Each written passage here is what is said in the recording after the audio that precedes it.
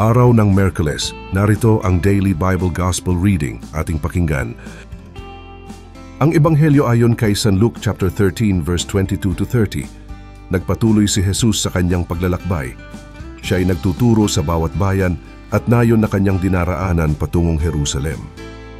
May isang nagtanong sa kanya, "Ginoo, kakaunti po ba ang maliligtas?" Sinabi niya, "Pagsikapan ninyong pumasok sa makipot na pintuan. Sinasabi ko sa inyo, marami ang magpipilit na pumasok ngunit hindi makapapasok. Kapag ang pinto'y isinara na ng puno ng sambahayan, magtitiis kayong nakatayo sa labas at katok ng katok. Sasabihin ninyo, 'Panginoon, papasukin po ninyo kami.' Sasagutin niya kayo, 'Hindi ko alam kung taga saan kayo.' At sasabihin ninyo, 'Kumain po kami at uminom na kasalo ninyo at nagturo pa kayo sa mga lansangan namin.' Sasabihin naman ng Panginoon, 'Hindi ko alam kung taga saan kayo.